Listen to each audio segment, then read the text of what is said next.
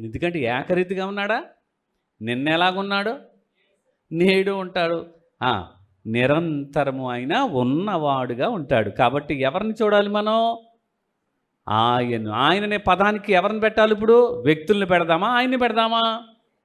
ఎవరైతే మూలమై ఉన్నారో ఆయనను వెంబడింపాలని కోరిన ఎడల అన్నాడు. అందుకే వెంబడింప కోరిన ఎడల మొట్టమొదట నిన్ను నీవు ఉపేక్షించుకోవాలి. ఇగ్నోర్, ఆ పదం వాడచ్చు. నెగ్లెక్ట్. నువ్వు ఎందుకు బతుకుతున్నా? ఏమో, అసలు నా బ్రతుక్కి, నా జీవితం నా కొరకు కాదు అని మనల్ని మనం జీవితాన్ని నిర్లక్ష్యం చేస్తామని చూసారా? దాన్ని నెగ్లెక్ట్ చేయడం అంటారు. ఎందుకంటే విలువ పెట్టి కొన్నది ఎవరు? మనల్ని కొనాల్సిన పని ఏంటి? విలువ పెట్టి కొనాల్సిన పని ఏంటి? మనం విలువ పెట్టి కొనబడిన వారం అని బైబిల్ గ్రంథంలో ఉందా? ఏం పెట్టాడు ఆయన? విమోచనకి క్రయ ధనం పెట్టారు. ఆ ధనం విలువ ప్రాణం. ఆ ప్రాణం విలువ పరలోకం నుంచి లోకానికి రావడానికి కాలం పరిపూర్ణమైనప్పుడు ఆయన నియమింపబడిన వారుగా ఈ లోకానికి శరీరధారిగా రావాల్సిన వారై ఉన్నారు. వచ్చారు, చేయవలసిన బలియాగం చేశారు. మనందరి కొరకు ఏంటన్నారా? మనుష్య కుమారుడు మానవులందరి కొరకు ఏమవ్వాలి? బలి అవ్వాలి. ఆ బలియాగముగా ఆ లోక పాపాలతో ఎన్నడూ విడిపింపబడలేని ఒక ప్రమాదకరమైన స్థితిలో, ఒక దాస్యత్వంలో, ఒక బానిస బ్రతుకుల్లో ఉన్నటువంటి మన జీవితాలను, మరణ భయానికి లోనైన మనల్ని, మరణ దాస్యములో ఉన్న మనల్ని విడిపించడానికి ప్రాణాన్ని పణంగా పెట్టిన విమోచన క్రయ ధనము ఎవరైనా. అందుకే ఆయనకున్న పేరు విమోచకుడు. ఇందులో నుంచి, పాపములో నుంచి, దాస్యములో నుంచి విడుదల చేసి తన యొక్క రాజ్య నివాసులుగా చేసుకుని మనల్ని కొన్నారే, విలువ పెట్టి కొన్నారే. ఇక మీదట మన బ్రతుకు ఎవరైతే మనల్ని విడిపించారో ఆయన కొరకే మనం బ్రతకాలంటే మనల్ని మనం ఏం చేయాలి చెప్పండి? ఇప్పుడు ఉపేక్షించుకోవడం అంటే అది.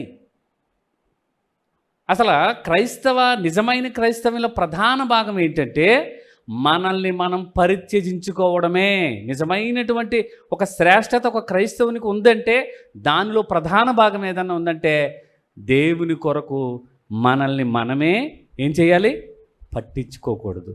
అంటే నిర్లక్ష్యం అనగానే ఇంకన్నీ ఏదో సన్యాసుల్లో కలిసిపోయలేదు, అన్నీ విడిచిపెట్టి కుటుంబాన్ని విడిచిపెట్టి వెళ్ళిపోవడం అని కాదు.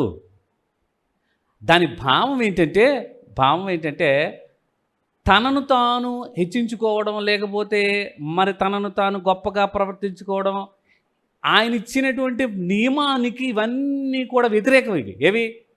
నిన్ను నువ్వు తగ్గించుకోవాలి అనే పదానికి, అంటే నువ్వు ప్రత్యజించుకోవాలి, ఉపేక్షించుకోవాలి, నువ్వు నెగ్లెక్ట్ చేయాలి, నీ జీవితాన్ని ఇచ్చినటువంటి ఆయన కొరకు నువ్వు బ్రతకాలనే ఆ విషయంలో లేదు, నేను బాగుండాలి, నేను నేను నేను నా పని, నా కొరకు, నా ఆలోచనలు, నా పనులు ఏమున్నాయి? ఇవన్నీ నేను అనే పదంలోకి వచ్చేస్తాయి. ఇవన్నీ నేను అనే పదంలో ఇవన్నీ ఉన్నాయి. ఆలోచన నాది, నా ఆలోచన. అలా ఉందా అర్హత మనకు చెప్పండి? నా ఆలోచనలు అని అన్నాం అనుకోండి, ఆయనని ఉపేక్షిస్తున్నట్టు. నాది కాదు ఆయనది అన్నాం అనుకోండి, మనల్ని మనం ఉపేక్షించుకున్నట్టు. ఏది బాగుంది చెప్పండి? ఇప్పుడు నాది, నా ఆలోచన అని అన్నాం అనుకోండి, నా అనే అహం పరిధిలోకి వెళ్ళిపోతాం. మనం అహం అనే పరిధిలోకి వెళ్ళిపోతాం, నేను అనే పరిధిలోకి వెళ్ళిపోతాం. అసలు నీవెవరు? నేనెవరినంటే ఆయన వాడిని, అంతే. నేను అనే పదానికి ఎక్కువ ఇస్తే మన ఆలోచనలు మన చిత్తాన్ని ప్రకారంగా నడిచే ప్రయత్నం చేయిస్తాయి. అందుకే ప్రభు దగ్గర ఎప్పుడు కూడా ఈ నేను అనే అహం పరిధిలో వస్తే దాని పర్యవసానం కూడా మనకు తెలియాలి. ఆ పర్యవసానం తెలియకపోతే, దీని ప్రభావం ఎలాగుంటుందో తెలియకపోతే దేవుణ్ణే ఉపేక్షిస్తాం. మనం జాగ్రత్త పడాలి. ఇక్కడ ఉపేక్షించేది మనల్ని మనం ఉపేక్షించుకోవాలి. మనల్ని మనం ఉపేక్షించుకోకపోతే వాటి పర్యవసానాలు చెప్పండి. నా ఆలోచన, నా కోరికలు, నా చర్యలు, నా పనులు అన్నీ నేను అనే దాంట్లోకి వస్తున్నాయిగా. ఆయన అనే పరిధిలోకి రావట్లా. ఆయన అంటే ఆయన ఇష్టం, ఆయన చిత్తం, ఆయన ప్రకారమే, ఆయన ఆలోచనల ప్రకారమే. ఇదెంత వ్యత్యాసం ఉంది, ఇదెంత వ్యత్యాసం ఉంది. ఆ ఆలోచనలు మనం ఇక్కడ ఉపేక్షించుకోవడం అంటే ఎంత కంట్రోల్ రావాలి. చక్కగా అన్నీ మనం మానేసాం, పనులు మానేసాం, ఇవన్నీ ఎంత ఎంత సిస్టమ్గా ఇదే కంటిన్యూటీ లైఫ్ స్టైల్లో ఎందుకు అవలంబించలేకపోతున్నాం?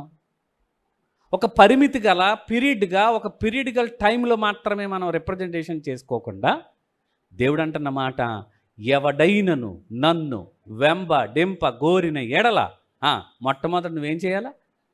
నేను చచ్చిపోవాలి. ఎవరో నేను అని ఎక్కువ డంబం పలికిది ఎక్కడ మనం ఎక్కడ ఉపేక్షించుకోలేకపోతున్నామంటే నేను అనే దగ్గరే దెబ్బతింటున్నాం మనం. ఆ నేను అనే పరిధి ఏంటంటే నేను అహంలో పెట్టేస్తుంది. ఆ అహం అనే పరిధిలోకి ఆలోచనలు వెళ్ళిపోతున్నాయి. ఆ అహం అనే పరిధిలోకి నీ పనులు వెళ్ళిపోతున్నాయి. చెప్పండి, ఉపేక్షించుకుంటున్నట్ట? ఇది ఇక్కడ మాత్రమే కాదు, ఎక్కడున్నా బంధువులతో ఒకలాగుంటాం, ఇక్కడికి వస్తే ఒకలాగుంటాం. ఉండవా మనం? ఖచ్చితంగా ఉంటాం. అందుకే ప్రియమైన వాళ్ళారా, ఈ ప్రభావం, ఈ నేను అనేది భ్రష్టత్వానికి, పాప భరితముగా, మరణానికి పాత్రులుగా ఎంచుకుపోద్ది. కాబట్టే వాటి కొరకు కాదు. నిజమైన క్రైస్తవ విశ్వాసులకు ఉన్నటువంటి ప్రధానమైన భాగం ఏంటంటే నిన్ను నువ్వు పరిత్యజించుకోవాలి, ఉపేక్షించుకోవాలి, విసర్జించాలి, విడిచిపెట్టాలి. అసలు పట్టించుకోకూడదు మన సంబంధమైనటువంటి దేని గురించి. అలా ఉండగలిగితేనే నిజమైన మనల్ని మనం ఇగ్నోర్ చేసుకున్న వాళ్ళు అవుతాం. మనల్ని మనం నెగ్లెక్ట్ చేస్తున్నాం, అంతే, ఎనఫ్ ఫర్ మీ, అంతే, ఆయన కొరకే. ఆ స్థాయికి ఇంకా మనం ఎదగలేదేమో అనిపిస్తుంది ప్రియమైన వాళ్ళారా. ఎందుకంటే కొన్ని వచనాలు మీకు చూపించే ప్రయత్నం చేస్తాను. చూడండి, రోమీలకు రాసిన పత్రిక 8వ అధ్యాయము 7-8 వచనాలు చూద్దామా? రోమీలకు రాసిన పత్రిక 8వ అధ్యాయము. ఏలయనగా శరీరానుసారమైన మనస్సు దేవునికి విరోధమై ఉన్నది, అది దేవుని ధర్మశాస్త్రమునకు లోబడదు, ఏమాత్రము లోబడనేరదు. కాగా శరీర స్వభావము గలవారు ఎవరిని సంతోషపరచలేరు? ఎవరిని సంతోషపరచాలి మనం? ఎవరిని సంతోషపరచాలి? మనల్ని మనం సంతోషపరుచుకున్నామంటే ఆయన్నే ఉపేక్షిస్తున్నట్టు. మన సంతోషాల కోసం కాదు. లేఖనాల ప్రకారము శరీరానుసారమైన మనస్సు ఉందంటే నేనులోకి వచ్చేస్తుంది. ఆత్మానుసారంగా ఉందంటే కనుక ఆయనలోకి వస్తాం మనం. ఈ కంపారిటివ్లో శరీరము, ఆత్మ, శరీరానుసారమైన మనస్సు, ఆత్మానుసారమైన మనస్సు దేవునికి విరోధంగా నిన్ను ప్రవర్తించేలాగా నేను అనే చర్యలు, పనులు, క్రియలు దేనికైనా అందులోకి వెళ్ళిపోతే ఆయన కనపడ్డు. అంటే ఆయన్నే ఏం చేస్తున్నట్టు అయిపోతున్నాం మనం? ఉపేక్షిస్తున్నాము. ఎవడు దేవుణ్ణే విడిచిపెట్టేస్తామా? దేవుణ్ణే నిర్లక్ష్యం చేసేయడమా? దేవుణ్ణే నెగ్లెక్ట్ చేసేయడమా? దేవుణ్ణే ఇగ్నోర్ చేసేయడమా? ఎంత తప్పిదానికి వెళ్ళిపోతున్నాం మనం. అంటే ఉపేక్షించుకోవడం అంటే ఇక్కడేదో జమ్ము ఎలా ఉంగుంటుందో అలాగా మనం ఉండటం అనేటటువంటిది ఏమంటే ఇది ఒక రకమైన అభ్యాసం లాంటిది. మీకు చేసుకోవాలి. అది నిత్యము చేయాలి. ఎందుకంటే నిత్య జీవంలో మనం ప్రవేశపెట్టడానికి ప్రభు తనను తానే తగ్గించుకొని అన్నిటినీ ఉపేక్షించి నీ కొరకు, నా కొరకు, మానవాళి కొరకే ఆయన బ్రతుకును అప్పగించిన ఆయన మోడల్గా పెట్టుకున్న మనము ఈరోజు ఆయన్నే ఉపేక్షిస్తున్నామంటే ఏమి హైప్కి వెళ్ళిపోయింది నీ మెంటాలిటీ? ఏ స్థాయిలో ఉందో నీ ఉపేక్షించే విధానంలో? ఆలోచించమంటున్నాను. అందుకే 12-13 వచనాలు కూడా చూద్దాం. కాబట్టి సహోదరు, శరీరానుసారంగా ప్రవర్తించుటకు మనము శరీరమునకు రుణస్థులము కాము. మీరు శరీరానుసారముగా ప్రవర్తించిన ఎడల, ఆత్మచేత శారీరక చంపించిన ఎడల జీవిస్తాం. మనం జీవించడానికా? శరీరానికి రుణపడి ఉన్నట్లుగా మనం బ్రతకాలా? ఆత్మానుసారంగా నడుచుకుంటే శరీరాశలను విసర్జించి ఆత్మచేత శరీర క్రియలను ఏం చేయగలుగుతాం? అది పరిత్యజించడం అంటే. శారీరక క్రియలు చాలా స్పష్టంగా కనబడుతున్నాయి, ఆత్మానుసారమైన క్రియలు కూడా చాలా స్పష్టంగా కనబడుతున్నాయి. శారీరక క్రియలను చంపాలంటే ఆత్మానుసారంగా నడుచుకోవాలి. ఆత్మానుసారంగా నడుచుకోవాలనంటే ఎవరిని ఉపేక్షించాలి? మనం వీటిని ఉపేక్షించుకోవాలి. ఆయన్నే ఉపేక్షిస్తున్నామంటే ఇక మనం ఆయన కొరకు బ్రతకాలనే ఆశ చచ్చిపోయిందని అర్థం. అంటే శరీర కోరికల కొరకు బ్రతికే పరిస్థితికి వెళ్ళిపోతున్నాం. అది మంచిదా? దేవునికి ఏమవుతుంది? విరోధంగా ప్రవర్తిస్తున్నాం. దేవుని సంతోషపెట్టలేం. మన సంతోషాలు తాత్కాలికం. ఆయనతో పాటు ఉండడం అనేది సంపూర్ణ నిత్యత్వంలో మనం కంప్లీట్గా ఆయనతో సంతోషం గడపడానికి మనకి మనమే ఏం చేస్తున్నామంటే కొన్నిటిని ఉపేక్షించలేకపోతున్నాం. అందుకే ఉపేక్షించుకోవడం అనేది ఎంత ప్రాధాన్యత సంతరించుకుందో ఈ లేఖనాల ప్రకారం. గలతీ పత్రిక 5వ అధ్యాయంలో ఉంటుంది కదా, శరీర కార్యములు స్పష్టంగా ఉన్నాయి, ఆత్మకార్యము స్పష్టంగా ఉంది. 5:17 ఏముంటుంది చూడండి. గలతీ పత్రిక 5:17, శరీరము ఆత్మకును ఆత్మ శరీరమునకు విరోధముగా ఆపేక్షించును. శరీరం ఆత్మకు, ఆత్మ శరీరం విరోధంగా పోరాడుతున్నాయి.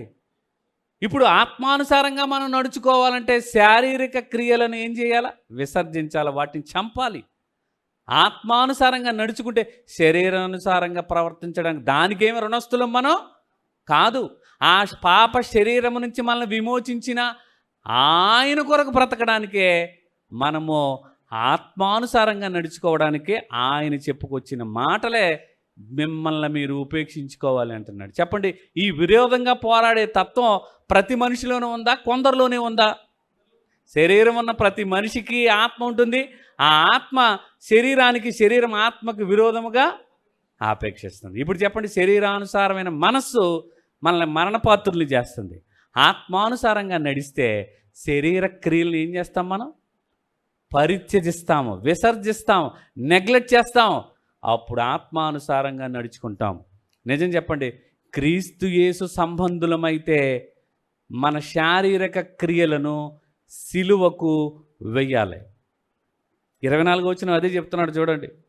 24వ వచనం 5వ అధ్యాయం 24వ వచనం, క్రీస్తు యేసు సంబంధులు శరీరమును దాని ఇచ్చలతోనూ దురాశలతోనూ సిలువ వేసేశారట. ఇప్పుడు మీ సిలువేంటి? మీరు మోయవలసిందేంటి? ఆ ఇచ్చలనన్నీ కూడా ఆయన ఎలాగైతే దానికి సిలువ వేసి ఆయన విజయోత్సవంతో ఊరేగించాడో, శరీర ఇచ్చలను, దాని కోరికలను కూడా మనం సిలువ వేయాలంటున్నాడు. క్రీస్తుయేసు సంబంధులైతే, క్రీస్తుయేసు సంబంధులు శరీరమును దాని ఇచ్చలను ఎక్కడేశారు? సిలువకేశారు. సిలువ వేశారు. సిలువ దాన్ని చంపారు. దాన్ని శారీరక క్రియలను చెప్పారు. ఈరోజు మన శారీరక క్రియలు చంపలేదు అంటే దాని అర్థం ఏంటి? శారీరక క్రియలు, శరీర కార్యములు స్పష్టముగా ఉన్నాయన్నాడు కదా. ఎక్కడికి వెళ్ళక్కలేదు, మళ్ళీ బయట ఉన్నాయి కదా. శరీర కార్యాలు ఏమున్నాయి? స్పష్టంగా ఉన్నాయి. ఏంటవి? ఏంటవి? చదువు.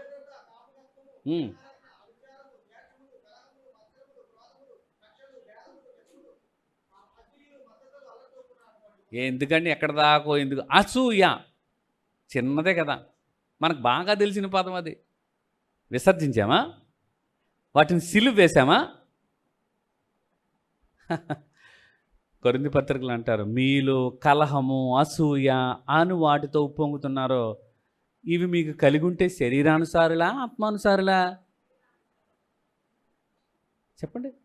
మొదట ఆత్మానుసారంగా ఆరంభించి ఇప్పుడు శరీరానుసారంగా ప్రవర్తించడానికి రుణస్థులా దానికి మీరు? క్రీస్తు యేసు సంబంధులైతే శరీరమును దాని ఇచ్చలను సిలువ వెయ్యాలి. ఏ పాపమైతే మనిషిని పట్టి పీడిస్తుందో ఆ పాపానికి శిక్ష విధించడానికి సిలువకెక్కాడు. ఆ పాపమునకు సిలువ మీద ఆయన వేలాడుతూ ఎవరికి శిక్ష విధించాడు? ఆయనకి శిక్ష విధించారని చాలామంది అనుకుంటారు. నో,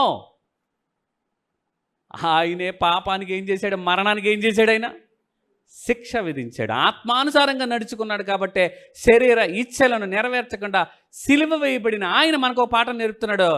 ఇదిగో, నేను సిలువ వేసింది ఆ అపవాది ఎవరైతే ఉన్నాడో వాడి కోరికలను దురాశలన్నిటిని కూడా విజయోత్సాహంతో ఆ శిలువ మీద సంధి చేసి పాపం నుంచి విడుదల చేసి మిమ్మల్ని నేను నన్ను వెంబడింపాలంటే ఇప్పుడు మీకు కూడా ఒక సిలువని ఇస్తున్నాను. నన్ను వెంబడించకోరేవారైతే నువ్వు సిలువ వేయవలసింది ఏంటి? క్రీస్తు యేసు సంబంధుల శరీరమును దాని ఇచ్చలను ఎక్కడికి వేశారు? సిలువ. అందులో అసూయ అనే దాన్ని కొట్టావా? సిలువ కొట్టావా? ద్వేషం అనే దాన్ని కొట్టావా? కలహం అనే దాన్ని కొట్టావా? మత్సరం అనే దాన్ని కొట్టావా? వెయ్యాలి, సిలువ వెయ్యాలి దానికి. అక్కడిని దాన్ని ఎక్కడ వేలాడాలి? అది ఎక్కడ వేలాడాలి? అది సిలువ మీద వేలాడాలి. దాని ఇచ్చలు, శరీరం ఇలాంటి ఇచ్చలను నెరవేర్చడానికి దానికి ఏమైనా రుణస్థులమా మనం? ఎవరైతే విడిపింపబడ్డారో, ఎవరైతే విమోచింపబడ్డారో ఆ విమోచనకర్త అయినటువంటి క్రీస్తు యొక్క ఆధీనం ప్రకారం ఆత్మానుసారంగా నడుచుకుంటే శరీర ఇచ్ఛలను ఇక నెరవేర్చకూడదు. కానీ ఇవే మనల్ని తాండవం చేస్తున్నాయి. మనతో ఎల్లవేళలా సదాకాలం నేను నీతో ఎప్పుడంటే అప్పుడు ఎవరిడే బెటర్లే ఉంటాను నేను. ఇవన్నీ నా దగ్గరే ఉన్నాయి. ఏంటిని విసర్జించాలి చెప్పండి? ఇప్పుడు ఉపేక్షించడం అంటే ఎంత అర్థం ఉంది ఇందులో? ఉపేక్షిస్తున్నాం అలాంటి వాటిని. శరీర కార్యములు ఏమై ఉన్నాయి? ఏ స్పష్టత లేదా మీకు? ఇట్టి వాటిని చేయువారు అన్నాడుగా. ఇట్టి వాటిని చేయువారు దేవుని రాజ్యానికి ఏం కారు? స్వతంత్రించుకోరు.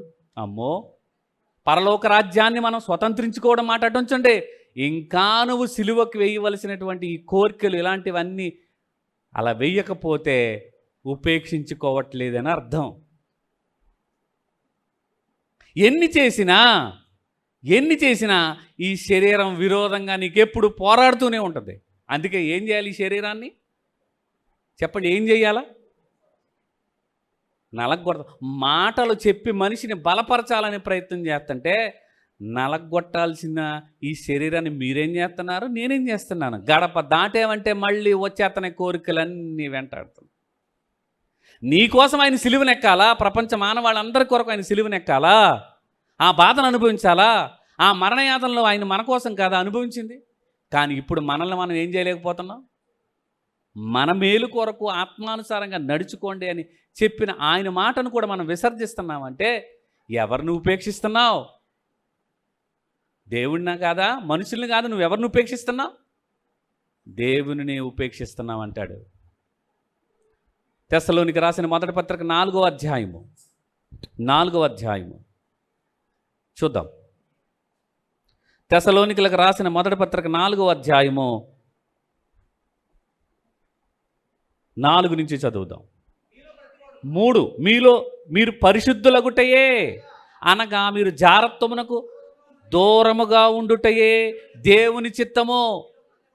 మీలో ప్రతివాడు దేవుని ఎరిగిన అన్ని జనుల వలె కామాభిలాషయందు కాక పరిశుద్ధత యందును ఘనత యందును తన ఘటమును ఎట్లు కాపాడుకోవాలను ఎరిగి ఉండుటయే దేవుని చిత్తము. ఈ విషయమందు ఎవడను అతిక్రమించి తన సహోదరునికి మోసం చేయకూడదు. ఎందుకనగా పూర్వం మీతో చెప్పిన సాక్ష్యము చొప్పున ప్రకారము ఎవరో ప్రభువు చేస్తాడు, ప్రతిదండన చేస్తాడు. ఎవరు ఎందుకు పిలుచుకున్నాడు మనల్ని దేవుడు? పరిశుద్ధులగుటకే దేవుడు మనల్ని పిలిచిన, కానీ అపవిత్రులుగా ఉండుటకు పిలవలేదు. అంటే అపవిత్రులుగా ఉంటున్నామంటే శరీర క్రియలను చంపలేకపోతున్నామంటే దేవుని దృష్టికి మనం ఎలా కనబడతాం చెప్పండి? ఇప్పుడు శారీరక క్రియలను సిలువ వేయకపోతే ఇంకా శారీరక క్రియలు మనలోనే అవే మనల్ని ఏలుబడి చేస్తున్నాయి అంటే క్రీస్తు యేసు సంబంధిగా నువ్వు ఇచ్చలను, దాని కోరికలను, శరీర కోరికలను సిలువ వేయలేనట్టే లెక్క. ఆ నియమానికి లోబడిన వాడుగా మనం ఉంటున్నాం కాబట్టే ఇప్పుడు చెప్పండి, పరిశుద్ధులుగా ఉండాలని పిలిచిన ఆయన పిలుపుకు తగినట్లుగా మనం ఎవరు నడుచుకోలేకపోతే, తన ఘటమును ఎట్లు కాపాడుకోవాలని ఎరిగి ఉండాల్సిన విధానంలో తెలియకపోతే దేవుని చిత్తం నీకు అర్థం కావట్లేదు. నీ ఘటం అంటే ఈ శరీరం, ఈ మట్టి కుండ, ఈ పాత్ర, ఈ మట్టి శరీరము, ఇది కాపాడుకోవాలి. శరీరాన్ని, దాని ఇచ్ఛలను నువ్వు సిలువ వేస్తే ఈ పాప శరీర నియమానికి నువ్వు లోబడవు. అందుకే లోబడట్లేదంటే మనం ఒక పని చేయాలి. ఏంటంటే నేను పరిశుద్ధుడిగా జీవిస్తాననే ధైర్యం మనలో కావాలి. అందుకే పిలుచుకున్నాడు నిన్ను నన్ను. దేవుడు ఎలాగైతే పరిశుద్ధుడిగా ఉన్నారో, పాపం అనేది ఆయన చోట అనేది అసలు ఆయనలో ప్రత్యేకింపబడిన వాడిగా, అసలు పాపపు స్వభావం కానీ పాపపు ఆలోచనలు కానీ దరిచేరనంతగా ఆయన ఉంటే, ఆయన మనల్ని పిలుచుకున్న విధంగా మనం ఈరోజు మన ఘటాలని కాపాడుకోలేకపోతున్నామంటే అసలు దేవుని చిత్తం ఏంటో ఇంకా సరిగా మనకు అర్థం కాలేదని. అపవిత్రులుగా ఉండడానికి దేవుడు పిలిచింది. శరీర కార్యములు వచ్చే ఫలితము, దుష్ఫలితము, భ్రష్ట స్వభావము అది మరణపాత్రులుగా తీసుకెళ్ళిపోవాలన్నా మనల్ని పిలిచింది. మరణానికి పాత్రలు అవడానికి కాదు, మరణములో నుండి ఎక్కడికి వెళ్ళాలి? జీవములోకి వెళ్ళాలి. అంటే ఆత్మ యొక్క నియమం ప్రకారం ఈ శరీర కోరికలన్నీ కూడా ఎప్పుడు ఏం చేయాలంటే సిలువకు మీరు వెయ్యాలి. సిలువ మీద అక్కడ వాటినన్నిటినీ కూడా పరిత్యజించాలి. అసూయ అది నాకు సంబంధం లేదు, అది ఎవరి కార్యం? అది శరీర కార్యం. దాన్ని వేసేయండి ఫస్ట్. అసూయ వేసేయండి దాన్ని ఫస్ట్. ద్వేషం, కలహం, మత్సరం, చూడలేని కళ్ళు, ఓర్వలేని తనం. ఎక్కడుంది పరిశుద్ధత? అలా అపవిత్రమైనటువంటి జీవితాన్ని బ్రతకడానికి కాదు మనల్ని పిలిచింది. ఇలా ఇన్ని చెప్పినా, ఆయన చిత్తం ఇదని చెప్పినా ఇంకా ఇంకా రోజు శరీర కార్యాలతోనే బ్రతుకుతూ ఉంటే, ఇప్పుడు అంటున్నాడు చూడండి 7వ వచనం, పరిశుద్ధుల గట్టికే దేవుడు మనల్ని పిలిచిన అపవిత్రులుగా ఉండడానికి పిలవలేదు. కాబట్టి ఉపేక్షించువాడు మనుష్యుని ఉపేక్షించాడు, కానీ మీరు తన పరిశుద్ధాత్మను అనుగ్రహించిన దేవునినే ఉపేక్షించుచున్నాడు. దేవుణ్ణే ఇగ్నోర్ చేసేస్తున్నావు, దేవుణ్ణే నెగ్లెక్ట్ చేసేస్తున్నావు, దేవుణ్ణే పరిత్యజించేస్తున్నావు. నీకు నాకు సంబంధం లేదన్నట్లుగా ఆత్మ నియమం చొప్పున మనం ప్రవర్తించకపోతే దానికి రుణస్థుడివై ఉన్నావన్నమాట. ఇంకా నువ్వు ఎవరికి? శరీరానికి, దాని కోరికలకు, దాని ఇచ్ఛలకు, నీ ఘటాన్ని అపవిత్రం చేసుకోవడానికి, దేవుని చిత్తానికి వ్యతిరేకంగా నువ్వు నడుస్తున్నావంటే ఆయన్నే ఉపేక్షిస్తున్నాడు, మనుషుల్ని కాదు. నేను చెప్పాను చెప్తాడులే, ఎన్నో చెప్తాడులే, అవన్నీ మనం చెయ్యాలా? నన్ను ఉపేక్షించిన వాడు అవుతావు. కానీ ఈ ఇష్టాన్ని, ఈ చిత్తాన్ని మన ద్వారా నెరవేర్చాలని చెప్పిన పరిశుద్ధుడు చెప్పిన ఈ మాట పరిశుద్ధతగా నీకు అంగీకరించలేకపోతే ఎవరిని ఉపేక్షిస్తున్నట్టు అవుద్ది? ఎవరిని? ఉపేక్షించేవాడు మనుష్యుడిని కాదు, దేవునినే ఉపేక్షిస్తున్నావు. ఇన్ని చెప్పినా శారీరక క్రియలను సిలువ వెయ్యలేకపోతున్నావంటే నీ కొరకు ఆయన బలి అయ్యింది ఎందుకో కూడా ఇంకా అర్థం కాల. ఆయన చిత్తమేంటో అర్థం కాల. ఆయన పరిశుద్ధులుగా ఉండాలని మనల్ని పిలుచుకున్నాడన్న పిలుపుకు తగినట్లుగా మన జీవితాలు లేకపోతే చెప్పండి ఏది ఉపేక్షించుకోవడం? అన్నిటినీ ఉపేక్షించి చాలా చూసి చూడనట్టు వెళ్ళిపోతున్నాను అంటున్నాం. ఎందులో ఉన్నాం? మనం శరీర సంబంధులే అని చెప్పడానికి ఒకే ఒక కారణం చాలు, నీలో అసూయ అనేది అసలు ఉండకూడదు. ఉంటుందా? అసూయ ఏమన్నా ఏంటది? అసూయ ఏమన్నా సలివిళ్ళడ్డా ఏంటి? దాన్ని తినేస్తాకే రోజు మెత్తగా సగం కొంచెంగా దాన్ని టేస్ట్ చేస్తానికే. చేదైన వేరు జీవమగల దేవుణ్ణి విడిచిపోవునట్టి విశ్వాసము లేని దుష్ట హృదయాలకి అలాంటివే కనబడతా ఉంటాయి. అసూయ ఎందులో నీలో ఉందా? ఉపేక్షించుకో. ఈరోజు నుంచి కలహాలతో ఉంటున్నావా? ఉపేక్షించుకో ఈరోజు నుంచి. అవి శరీరానికి సంబంధించినవి. ప్రారంభించింది ఆత్మానుసారంగా ఆరంభించామా? శరీరానుసారంగా ఇప్పుడు ప్రవర్తించడానికి దానికి రుణస్థులమా? నిజమైన క్రీస్తు యేసు సంబంధం అయితే దాన్ని సిలువ వేయాలని ఇన్ని లేఖనాల ఆధారంగా ఉపేక్షించుకోవడం అంటే ఎంత చెయ్యాలి మనం? ఉందా? ఈ 3 రోజుల అనంతరం మీకు ఒక పరిశుద్ధమైన జీవితాన్ని గడపాలని ఆకాంక్ష రావాలి.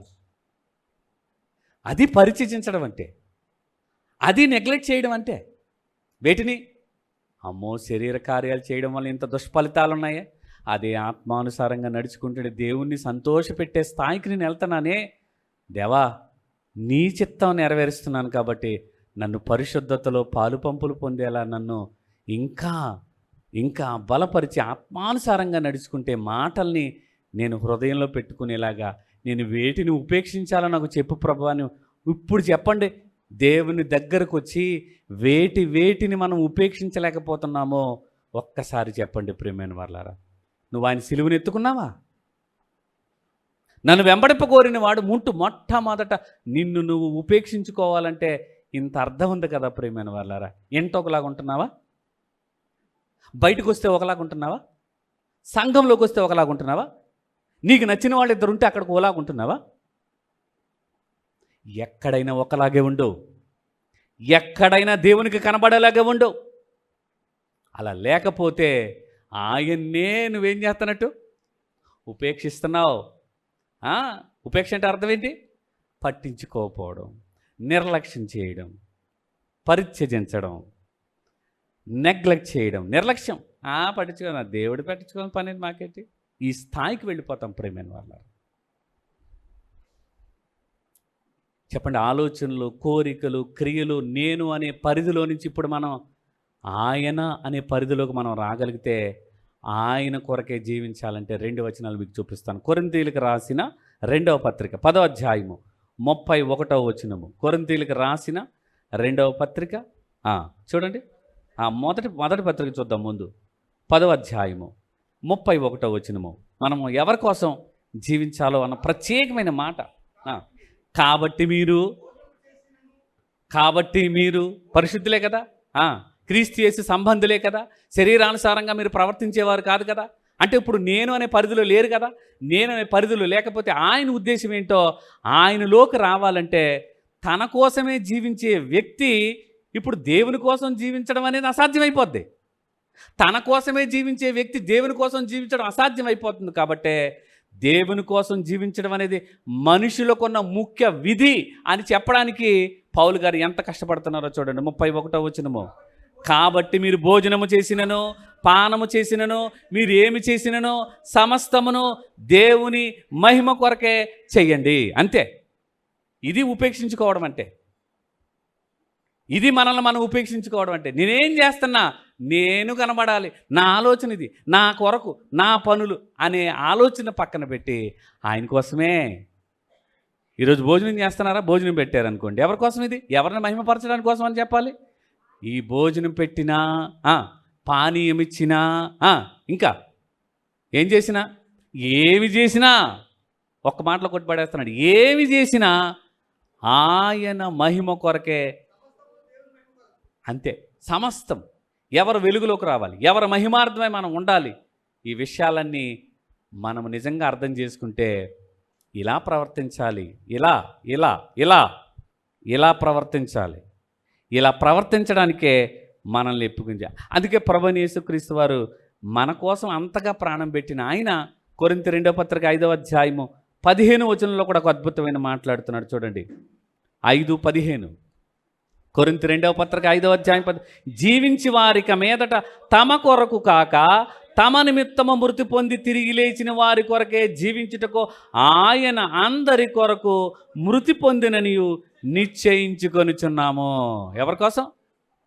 జీవించుచున్నవారు ఇక మీదట తమ కొరకు కాక. అంటే నిన్ను నువ్వేం చేసుకుంటున్నట్టు? పరిత్యజించుకుంటున్నావు. నిన్ను నువ్వేం చేస్తున్నావు? ఉపేక్షించుకుంటున్నావు. మరి ఎవరి కొరకు బ్రతకాలి నేను? మనుషులందరి కొరకు. చూడండి, ఎవరైనా తమ నిమిత్తము ఆయన తమ నిమిత్తము మృతి పొంది తిరిగి లేచిన వారికే జీవించుటకు ఆయన అందరి కొరకు మృతి పొందిననియు ఇప్పుడు నిశ్చయించుకున్నాం. ఇక్కడ జీవించేవాడు ఎవరి కొరకు జీవించాలి చెప్పండి? ఆయన అలాగే జీవించాడా? నా జీవితం అంతా కూడా తండ్రి చిత్తాన్ని నెరవేర్చడానికే తన ఘటమును నిర్లక్ష్యం చేశాడు. ఎలా కాపాడుకోవాలి? ఆయన ఇష్టాన్ని నెరవేర్చే విధంగా కాపాడుకోవాలంటే పాపానికి చోటు ఇవ్వలేదు. ఇచ్చాడు ఎక్కడైనా? శరీరానుసారంగా నడుచుకోవడానికి దానికి ఏమైనా రుణపడి ఉన్నామా? కాదు.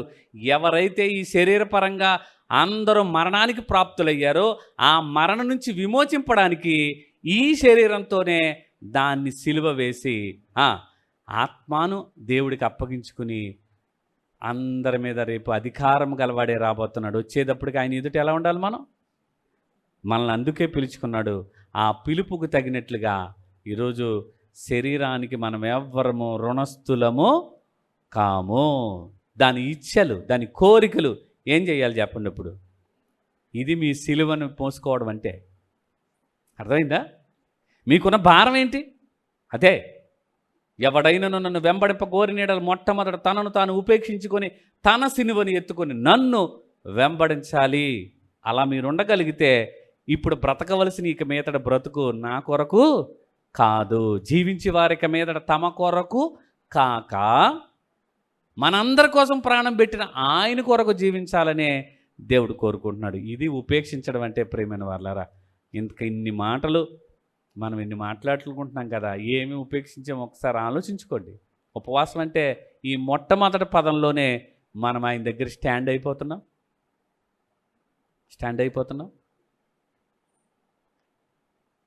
ఇంకొక మాట చెప్పి నేను ముగించేస్తాను. యెషయా గ్రంథం 33వ అధ్యాయం 15వ వచనం చూడండి. యెషయా గ్రంథం 33వ అధ్యాయము 15వ వచనము. యెషయా గ్రంథము 33వ అధ్యాయము 15వ వచనము. బాగా అర్థం చేసుకోండి. నీతిని అనుసరించి, ఏమంటే ఇక్కడ ఒక మాటని పదప్రయోగం చేస్తాడు జాగ్రత్త. నీతిని అనుసరించి నడుచుచు యథార్థముగా మాట్లాడుచు నిర్బంధము వలన వచ్చు లాభమును ఉపేక్షించుచు. నిర్బంధము వలన వచ్చు లాభము, నిర్బంధము వలన వచ్చు లాభాన్ని ఉపేక్షించాలి. ఉపేక్షించడం అంటే ఏమండి, ఏదైనా లాభం వస్తుందంటే ఎవరు ఊరుకుంటారు చెప్పండి? అందులోనూ నిర్బంధము వలన అంటే గట్టిగా బిగబడితే కొన్ని వస్తాయనుకోండి, అసలు ఊరుకుంటామా? నిర్బంధము వలన వచ్చు లాభం. ఏమంటే ఒకరిని ఎవరన్నా ఇబ్బంది పెట్టామనుకోండి, ఆ ఇబ్బంది వలన తనకు లాభం వస్తుంది అనుకో, దాన్ని ఏం చేయాలి?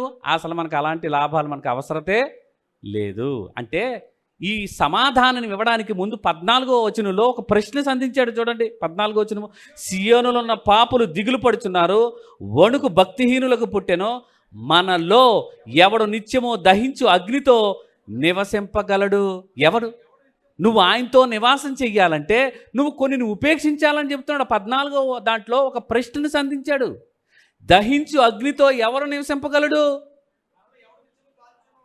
మనలో ఎవడు నిత్యమో కాల్చుచున్న వానితో నివసించును. ఏమంటే అలా కాలిపోతున్న వాళ్ళతో నివాసం చేయాలంటే మనకి ఎంత గట్స్ ఉండాలి? మనం అలాంటి స్వభావం ఉంటేనే అందులో ఉండగలుగుతాం. ఒక అగ్నితోటి నీళ్ళు వేస్తే చల్లారిపోద్ది, కానీ ఆయన దహించు అగ్ని. ఆ దహించు అగ్నితో ఆయనతో పాటు నివాసం ఉండాలంటే ఎవరు అసలు అలా నివసింపగలిగిన వాడు? ఎవరు? మరి అక్కడ ఉన్నటువంటి సియోనులో ఉన్న పాపులు ఎందుకు గడగడ వణిగిపోతున్నారు? ఎందుకు భయపడిపోతున్నారు? అంటే వాళ్ళు ఆయనతో ఏం చేయలేకపోతున్నారు? నివాసం చేయలేకపోతున్నారు. ఆయనతో కలిసి సహవాసం చేయలేకపోతున్నారు. ఆయనతో వెంబడించాలంటేనే భయం పుట్టుకొస్తుంది. కాబట్టి ఆ ప్రశ్నకి సమాధానం 15వ వచనంలో మాట్లాడుతున్నాడు. నీతిని అనుసరించి నడిచి యథార్థంగా మాట్లాడుచు నిర్బంధం వచ్చిన లాభాన్ని ఉపేక్షించాలి. లంచం పుచ్చుకొనకుండా తన చేతులు మలుపుకుని, హత్యయను మాట వెనకంట చెవులు మూసుకొని, చెడుతనము చూడకుండా కనులు మూసుకొనివాడు ఉన్నత స్థలమున నివసించును. ఇది చాలామంది బయటికి తీసుకొచ్చి చెడు వినకు, చెడు చూడకు, చెడు మాట్లాడకు, అవి బాగా ఎక్కింది. గాంధీ గారు అన్న మాట బాగుంది కదా, 3 కోతులు పెట్టారు కదా, 3 కోతులు. ఈ సమాజంలో నీతిగా బ్రతకాలంటే ఈ 3 ఉండాలంటున్నాడు. ఏం చేయాలా? చేతులకు పని పెట్టుకో, లంచం పుచ్చుకోకు, నిర్బంధంలో ఇచ్చిన లాభాన్ని ఆపేక్షించుకో, ఉపేక్షించేది అవసరం లేదనుకోవాలి. నీతిగా బ్రతకాలంటే చేతులు ఉన్నా లేనట్టు బ్రతకాలి. అమ్మో నీతిగా బ్రతకడం అంటే ఎంత కష్టం! నీతిగా బ్రతకడం అంటే ఎంత కష్టం! చేస్తున్నాం అలాగా? చెడు చూడకు అని కళ్ళు మూసుకోమని చెప్తున్నారు. చెడు చూడకు, చెడు వినకు, చెడు మాట్లాడకు. అదే కదా దాని సారం. చెడుతనము చూడకుండా ఏం చేయమన్నాడు ఆయన? కన్నులు మూసి. ఉత్తినే కన్నులు మూసిపోతే మనకే. చెడు చూడకుండా కన్నులు మూసుకో అంటున్నాడు ఆయన. ఏం చూడకూడదు? చెడు చూడాలంటే ఈ కన్నులు ఎలా ఉండాలి? చెడుతనమునకు ఆయన యొద్ద చోటు లేదు కాబట్టి ఈ కళ్ళతోటి చెడు నాకెందుకో, దాని సిలువ.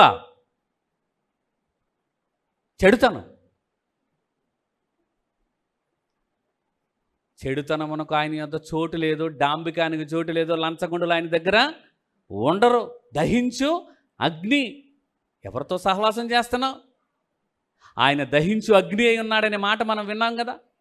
ఇప్పుడు అంత నీతిగా బ్రతకాలంటే ఏమండి, ఈ దుర్లాభాపేక్ష మనకు ఉండకూడదు కదా. దుర్లాభాపేక్ష ఉండకూడదు.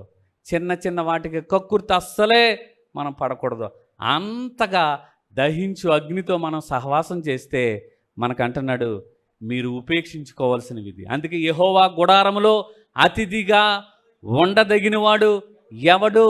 అలా ఉన్నవాడు ఏమనాలి? ముందు ఏం చేయాలి మనం? ఎంత కాలిక్యులేషన్. చెడుతనం చూడకూడదు, చెడుతనం మాట్లాడకూడదు, చెడుతనానికి చోటే లేకుండా నీ చేతులు మలుపుకోవాలి అంటున్నాడంటే, ప్రేమైన దేవుని వల్లరా, వేటిని ఉపేక్షించుకుంటున్నామా మనం? ఉపేక్షించుకుంటున్నామా? కీర్తనల గ్రంథం 15వ అధ్యాయము మొదటి నుంచి చదువుకుందాం. యెహోవా నీ గుడారములో అతిథిగా ఉండదగిన వాడెవడు? నీ పరిశుద్ధ పర్వతం మీద నివసింపదగిన వాడెవడు? యథార్థమైన ప్రవర్తన కలిగి చెడు నీతిని అనుసరించుచు హృదయపూర్వకంగా నిజము పలుకువాడే. అట్టివాడు నాలుకతో కొండెమలాడడు, తన శరీరానికి కీడు చేయుడు. చెడుతనం నీ దగ్గర ఉండకూడదు. ఆయన దగ్గర నువ్వు ఉండేవాడు అయితే నువ్వు కూడా దహించు అగ్నిలా నువ్వు బగ మండుతూ ఉంటావు. నీతి ఎప్పుడు కూడా మనిషిని రగులుస్తూ ఉంటుంది. పాపపు సొమ్ము నాకెందుకు అనే ప్రయత్నంలో ఉంటాం. ఆ పాప భ్రష్టత్వపు శరీర కార్యాలు అవి. దానివల్ల నాకు మరణానికి తీసుకెళ్ళిపోద్ది. దేవుని సంతోష పెట్టలేను. ఆయన గుడారంలో నేను ఉండాలనుకుంటున్నానంటే నేను కొన్నిటిని ఉపేక్షించలేకపోతున్నాను. విసర్జిస్తాను ఇక నుంచి అయినా అని ఈ ఉపవాసంలో మొట్టమొదటి మాటకి ఇన్ని భావాలతోటి మన ఆత్మీయ జీవితం ఉండాలి. ప్రేమైన వాళ్ళారా, అలా ఉంటున్నామా? అలా చెక్ చేసుకోకపోతే ఆయన్నే ఏం చేస్తాం చెప్పండి? ఇప్పుడు ఉపేక్షించేస్తాం. నీ ఘటాన్ని కాపాడుకో. నువ్వు అది ఎలా కాపాడుకోవాలో ఎరిగి ఉండడానికే నువ్వు ఇన్ని వాక్యాలు వింటున్నావు. మొదటిసారిగా ఎస్తేరు చెప్పారు, ప్రాక్టీస్ చేయాలా? ఏం చేయాలి? ఏం సాధన చేయాలి? ఏం సాధన? హృదయాన్ని ఘోరమైన వ్యాధితో ఉన్న దాన్ని బయటికి తీసి సిలువ వేసి నేను శరీరానుసారంగా ప్రవర్తించడానికి దానికేమి నేను రుణస్థుడను కాను. నన్ను ఎవరైతే విడిపించారో ఆ విడిపించిన ఆయనకి నేను ఎవరిని? ఆయన జీవితము నా కొరకు నా జీవితం కొరకు ఆయన పణంగా పెట్టాడు. కాబట్టి ఇక నుంచి మీద జీవించేవారు తమ కొరకు కాక ఆయన ఇష్టాన్ని నెరవేర్చేవారుగా నీతిగా బ్రతకడానికి నువ్వు ఆయన గుడారంలో నివసించాలంటే, ఆయనతో పాటు శాశ్వత కాలం ఉండాలి అని అంటే ఉపేక్షించుకోవాల్సినవి ఇవి. ఉంటావనుకుంటున్నావా? కొండెలు చెప్పకో, సహోదరునికి కొండెములు చెప్పకో, సహోదరునికి కీడు తలపెట్టకో, లంచాన్ని ఆశించుకో.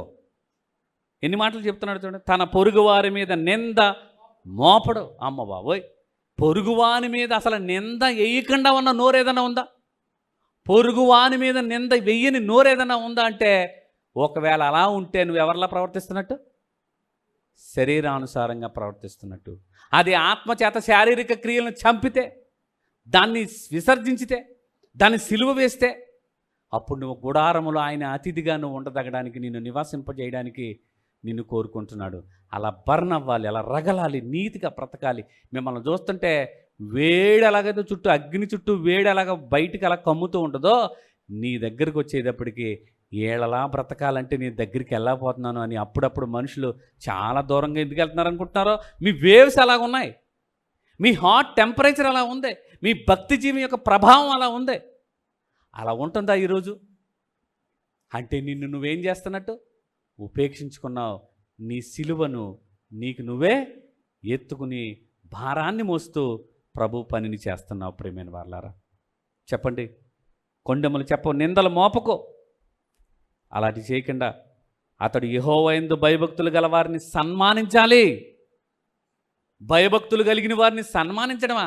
ఏమంటే అసలు వందనం అనే మా నమస్కారం, ప్రతి సంస్కారం అనే పదాలు చెప్తాను తప్ప ఎవరికైనా అసలు ఒక్కరికి ఒంగుని అందాలని వందనాలు. నా సహోదరుడే కదా, నా సహోదరి కదా, వందనాలమ్మ బాగున్నారా?